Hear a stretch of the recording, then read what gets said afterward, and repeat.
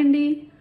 ఈ ఫ్రూట్ గురించి మీలో ఎంతమందికి తెలుసు? ఇది రాంఫల్ పండు అంటారంట. సో ఇదేంటంటే మనకి చూడడానికి సీతాఫల్లాగే ఉంది ఇంచుమించు, బట్ ఇది రాంఫల్ పండు అంటారంట. సో జనరల్గా ఏంటంటే మనకి ఫ్రూట్స్ అన్నీ కూడా రెగ్యులర్గా తింటూనే ఉంటాము, బట్ కొన్ని మనం ఏంటంటే వెజిటబుల్స్ కానీ ఫ్రూట్స్ కానీ తినం కదా. సో ఎందుకంటే మనకి జస్ట్ వాటి గురించి అంత పెద్దగా తెలీదు. బట్ అలా ఉండే పండుల్లో ఏంటంటే ఈ రాంఫల్ పండు కూడా ఒకటి అనమాట. ఇది ఎక్కువగా కర్ణాటక, తమిళనాడు, ఛత్తీస్గఢ్ ఇట్లాంటి ప్లేసెస్లో ఎక్కువ ఉంటుందంట. సో ఇది చూడడానికి సీతాఫల్ లాగే ఉంది కానీ లోపల అయితే గింజలు తక్కువగా ఉంటాయంటే, గుజ్జు ఎక్కువ ఉంటుందంటే. జస్ట్ మనకి ఐస్ క్రీమ్ ఎట్లా ఉంటుందో అంత సాఫ్ట్గా ఉంటుంది అంటున్నారు. బట్ ఇదేంటంటే చూసారా, ఇది కలరు ఆల్మోస్ట్ ఇదే కలర్ ఉంటుందంట ఇంకా ఫైనల్గా. సో చాలా మెత్తగా ఉంది ఈ ఫ్రూట్ అయితే.